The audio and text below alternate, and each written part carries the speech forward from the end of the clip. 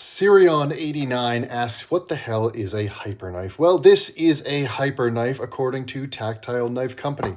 Hyperknife is a term that Tactile Knife Company made up to sell this knife, the Archer, which is now their sort of most expensive knife. It is their most expensive knife, their sort of peak knife, the top of their catalog, both in price, because these can run more than $600 in certain variants, and in terms of complexity. You know, there's a lot going on here. You've got this complex contoured scale, these complex milling patterns, these inlays, and all sorts of fancy materials. It's a frame lock. It's got TJ Schwartz's design. There's lots going on here.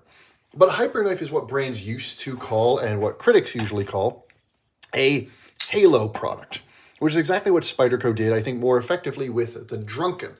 It is a product that is meant to show what the company can do to elevate people's perceptions of that company.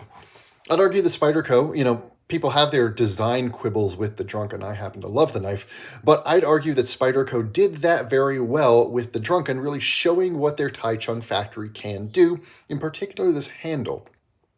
With these complex milling patterns, my camera isn't picking it up great right now, but the complex sort of sine wave, sort of riverbed milling patterns, the way this whole thing is put together really did show that Spyderco's Taichung factory could operate at a very high level, and this was back when this kind of intricacy wasn't nearly as common in the production realm.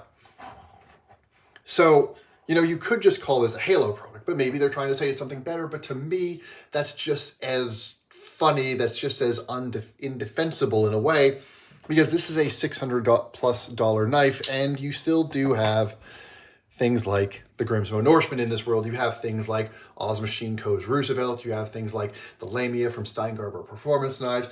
You have no shortage of, you got the Mojave. You've got no shortage of very high-end production knives on the market today. And if I just look at these two here, Grimsmo sort of made that market of very high-end production. There's more going on here, you might argue. There's more, little crooks and crannies and things like that. But the level of execution on the Grimsmo is just worlds better. These are not even comparable. And so as a result, the Grimsmo just feels like a much better, much nicer knife. So it's not even hyper in that regard either. And what it really comes down to, it is a marketing term. It is Tactile Knife Company's attempt to brand this Archer, which is a very good knife, but frankly not even TJ Schwartz's best high-end design, to brand as something a little bit more special than it is. It's a decent $500 to $600 knife, and that's about it.